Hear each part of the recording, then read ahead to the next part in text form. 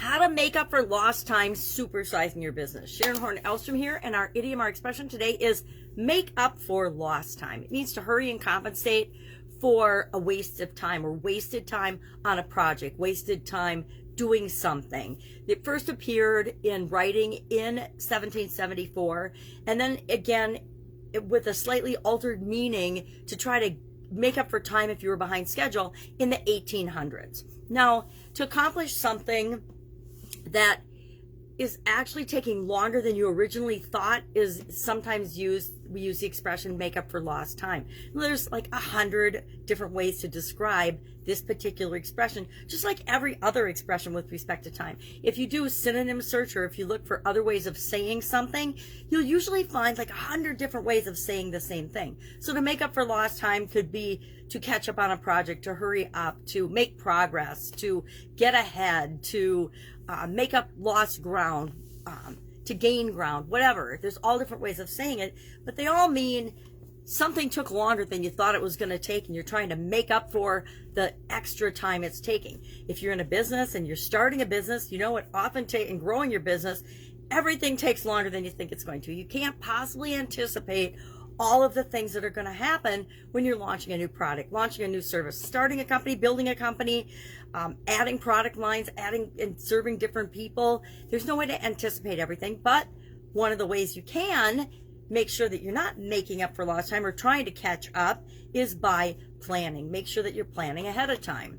You can do other things and I'm going to argue, can you really make up for lost time? Time is one of those things, once it's gone, right? None of us can go back in time.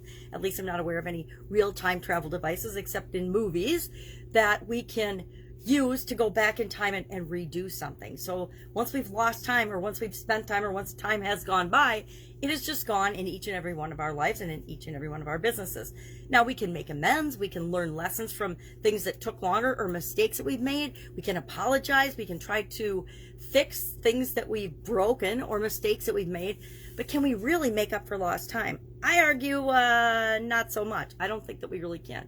But we can do things to learn the lesson from the situation that didn't work exactly as planned or that wasn't on schedule and make sure we do better next time.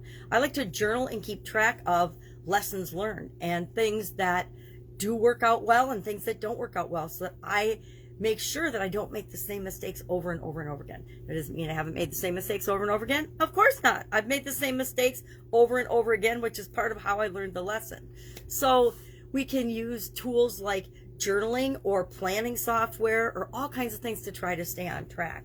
Sometimes we need to just take time off, time away, and figure out what happened or what's going wrong that is taking longer than we anticipated. I am an industrial engineer, mechanical industrial engineer by trade, and so I actually grew up taking and doing time and motion studies, which, if you know what those are, they're very meticulous, very boring. I shouldn't probably admit that, but they're super boring. But they actually break down tasks and figure out how much time they should take. So I come at life from this weird things should be done already perspective, which can be super frustrating and very undermining. It's a belief that things should be done in a certain amount of time, and if they're not, then we need an explanation for why they're not done in that amount of time. So even though we can't make up for lost time, we want to understand why something's taking longer than we anticipated that it would.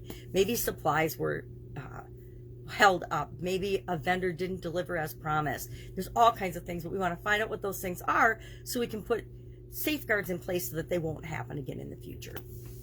So we can use journals, we can plan, we can sometimes step away, we can swap tasks out. Like if our project is already behind, we can look for fat in that project and cut out some of the pieces of buffer time that we built into the project in the first place and utilize that time more wisely. We can swap out different activities for one another. We can do things simultaneously. We can get more resources, either human or supplies, whatever we need to try to get that project back on track.